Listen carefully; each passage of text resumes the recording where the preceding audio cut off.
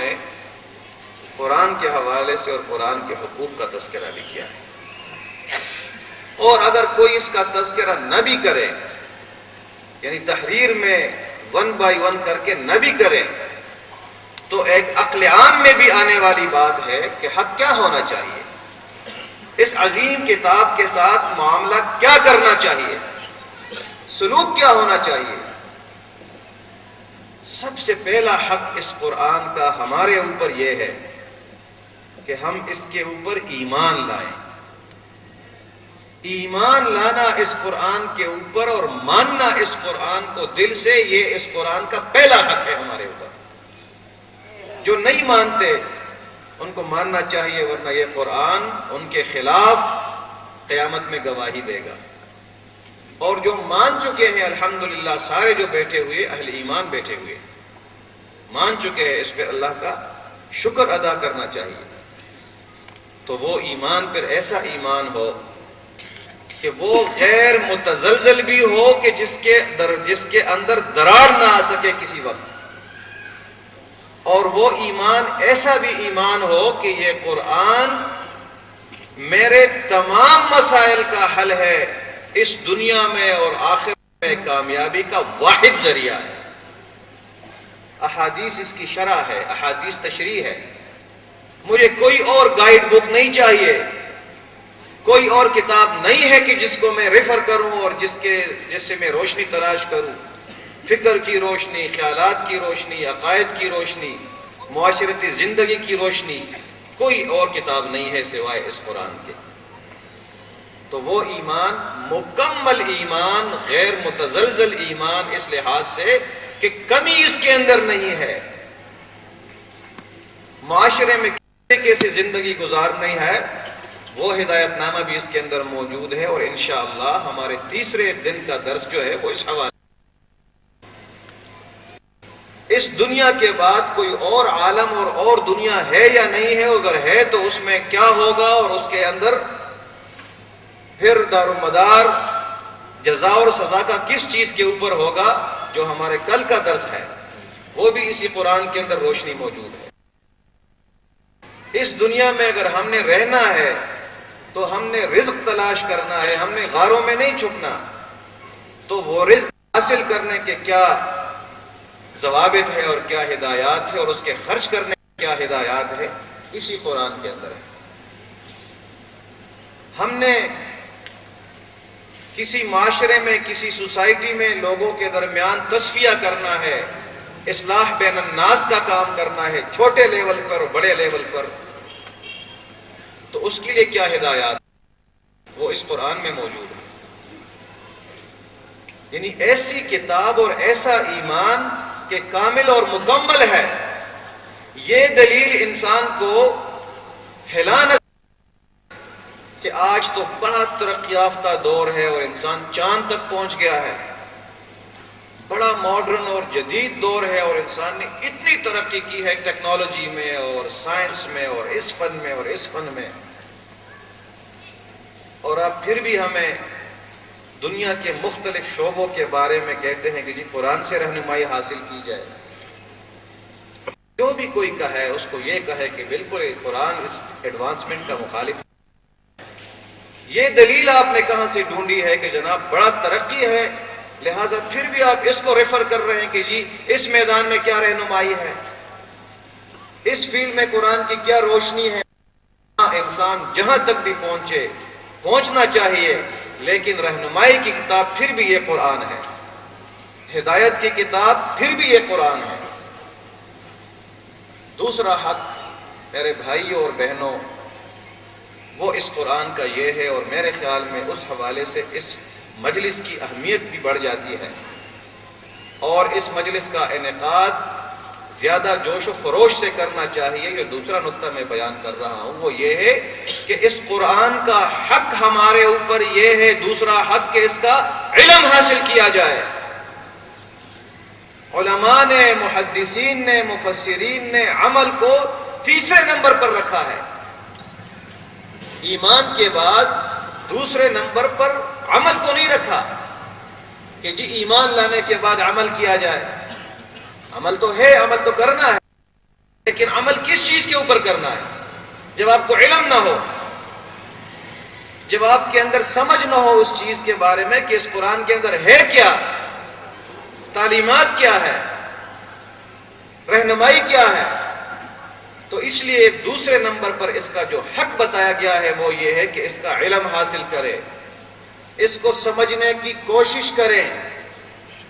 تلاوت جو ہے اس کا ایک ایک حرف اس پہ اجر ملتا ہے اور بلا شبہ ملتا ہے، لیکن نازل تو ہوئی یہ کتاب عمل کرنے کے لیے، اور عمل علم کے مطابق ہوگا۔ تو اس لیے یہ جو اس قسم کے جہاں بھی مجالس ہو، یا جس کے پاس تفسیر قرآن ہو، یا مساجد کے اندر حلقے ہو، یہ ہمارا قرآن کا ہمارے اوپر حق ہے۔ یہ کوئی اضافی کام نہیں ہو رہا کہ کوئی اضافی ہمارے دوستوں کو کوئی شوق پیدا ہو گیا ہے، ویسے کوئی ٹائم ان کے پاس پڑا ہے تو آؤ چلے کوئی مجلس سجا لے۔ یہ تو حق ہے قرآن کا، اس کا بغیر تو عمل نہیں ہو سکتا۔ بڑے پیمانے پہ کرے، چھوٹے پہ کرے، مسجد میں کرے، باہر کرے، تفسیر کی شکل میں، مطالعے کی شکل میں کرے، یہ تو حق ہے قرآن کا۔ یہی وجہ ہے کہ اللہ کے نبی صلی اللہ علیہ وسلم نے علماء کی اور اس قرآن کو سمجھنے والوں کی، عالم کہتے ہیں سمجھنے والا، جو سمجھتا ہے، کوئی بھی اس کو سمجھ سکتا ہے، اس درجات میں فرق ہوتا ہے، لیکن سمجھنے والا، علم رکھنے والا، اس کی درجات اور اس کی فضیلت بیان کی ہے۔ آیات کے اندر بھی اور احادیث رسول کے اندر بھی اس کی فضیلت میں بے شمار آیات ہے۔ اللہ تبارک و تعالیٰ کا ارشاد ہے یؤتی الحکمت من یشاء ومن یؤت الحکمت فقد اوتی خیرا کثیرا۔ اللہ حکمت اور دانائی عطا فرماتا ہے جس کو چاہے، جس کی فیصلہ کرے، اور جس کو حکمت یعنی قرآن اور حدیث کا فہم دیا گیا، فقد اوتی خیرا کثیرا، تو بے شک اس کو خیر کثیر دیا گیا۔ خیر کثیر، بہت بڑا خزانہ دیا گیا، بہت بڑی دولت اس کو دی گئی۔ حمید ابن عبد الرحمن کہتے ہیں کہ میں نے معاویہ رضی اللہ تعالی عنہ کو منبر پر خطبہ دیتے ہوئے سنا۔ قال حمید بن عبد الرحمن سمعت معاویہ خطیبا یقول سمعت النبی صلی اللہ علیہ وسلم من یرد اللہ بہ خیرا یفقہہ فی الدین وانما انا قاسم واللہ یعطی، کہ میں نے اللہ کے نبی سے سنا ہے کہ جس کو اللہ تبارک و تعالی خیر پہنچانے کا فیصلہ کرے، خیر الناس جس سے بنانے کا فیصلہ کرے کہ پورے انسانوں میں اس کو میں بہترین بنانا چاہتا ہوں، تو یفقہ فی الدین، اس کو دین کی فقاہت عطا فرماتا ہے، اس کو دین کی سمجھ بوجھ دے دیتا ہے۔ وَإِنَّمَا أَنَا قَاسِمٌ وَاللَّهُ يُعْطِي، میں تو تقسیم کرنے والا ہوں علم کا، اور اللہ تبارک و تعالیٰ کی ذات دینے والی ذات ہے، یعنی سمجھانے والی ذات اللہ کی ہے، میں تو تقسیم کرتا ہوں۔ ایک مرتبہ ابو ہریرہ رضی اللہ تعالی عنہ نے باہر بازار میں، مارکیٹ میں لوگ خرید و فروخت میں مصروف رہتے ہیں، وہاں اس نے ایک آواز لگا، صدا دی کہ آپ لوگ کاروبار میں اور تجارت میں اور خرید و فروخت میں بہت مصروف اور مشغول ہو، اور آپ کو پتہ ہے کہ قریب مسجد میں اللہ کے نبی کی میراث تقسیم ہو رہی ہے۔ میں آپ کو بتانا چاہتا ہوں کہ بہت مشغول ہو، لیکن مسجد میں میراث تقسیم ہو رہی ہے اللہ کے رسول کی۔ سب نے مسجد کی طرف دوڑ لگائی کہ ہم کہیں محروم نہ ہو جائے، اللہ کے نبی کی میراث ہے۔ مسجد میں داخل ہوئے تو وہاں پر حلقات کے اندر صحابہ کرام بیٹھے ہوئے ہیں اور قرآن سیکھ رہے ہیں اور سکھا رہے ہیں۔ تعلیم قرآن اور تعلم قرآن کے مجالس ہیں اور حلقے ہیں۔ تو ابو ہریرہ رضی اللہ تعالیٰ عنہ نے فرمایا کہ اللہ کے نبی نے تو دراہم اور دینار نہیں چھوڑے، میراث تو دراہم اور دینار ہو تو تقسیم ہوگی، انبیاء تو دراہم اور دینار نہیں چھوڑتے۔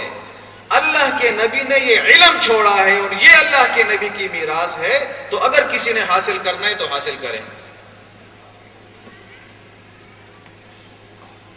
ایک مرتبہ رسول اللہ صلی اللہ علیہ وآلہ وسلم مسجد میں تشریف لے گئے۔ جب مسجد میں داخل ہوئے تو دو قسم کے لوگوں کو دیکھا، سب صحابہ تھے۔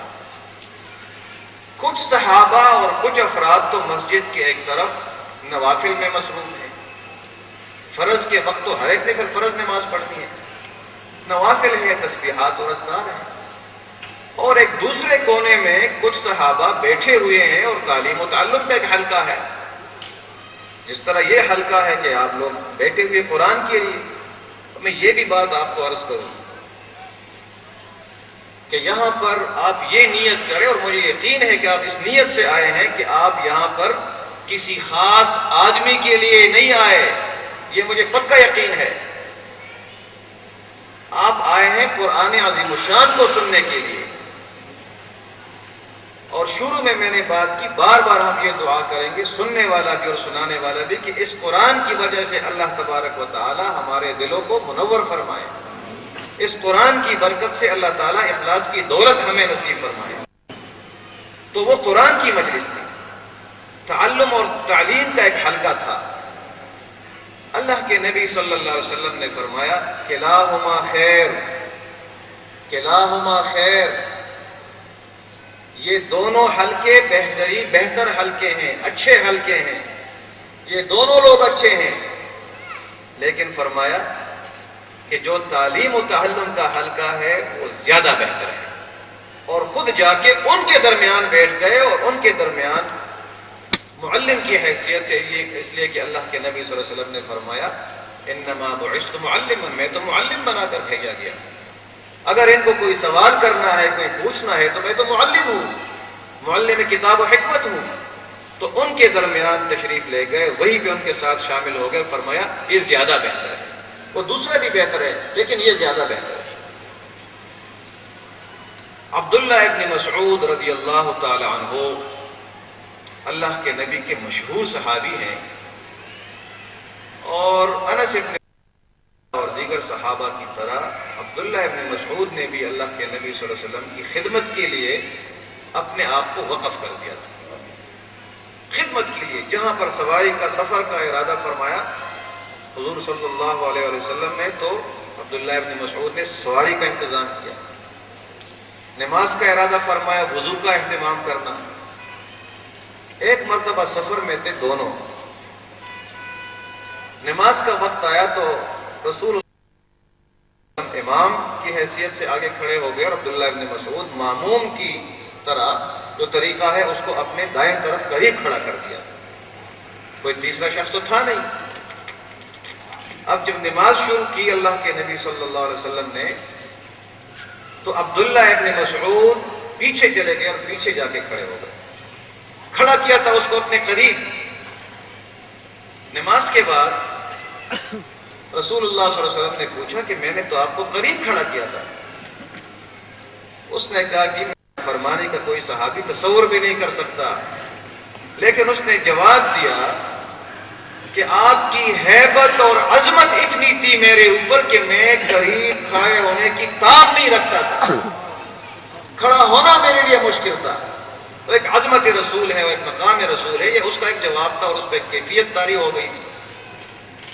تو اب اس جواب سے جب اللہ کے نبی صلی اللہ علیہ وسلم خوش ہوئے تو اس کے لیے دعا دی ہے، بہت خوشی کی بات ہے۔ صحابہ کی جو محبت ہے اللہ کے نبی صلی اللہ علیہ وسلم سے، تو اس کے لیے دعا دی ہے۔ اس کے لیے دعا یہ نہیں دی کہ اللہ عبداللہ ابن مسعود کو بڑی دولت دے دے، بڑی جاگیریں دے دے، دعا یہ دی ہے اللہم علمہ الکتاب والحکمہ، اے اللہ عبداللہ ابن مسعود کو کتاب اور حکمت کا فہم نصیب فرما۔ یہ بھی فہم قرآن و سنت کی مجلس ہے، مختصر مجلس ہے، اس مجلس کا دورانیہ بڑھ بھی سکتا ہے، لیکن دعا اس کے لیے یہ دی ہے کہ اس کو فہم نصیب فرما اور سمجھ نصیب فرما۔ اس لیے عمل تو علم کے بغیر ہو نہیں سکتا، عمل تو علم سے ہوگا۔ حلال کا پتہ نہیں ہے تو اس کے اوپر کیسے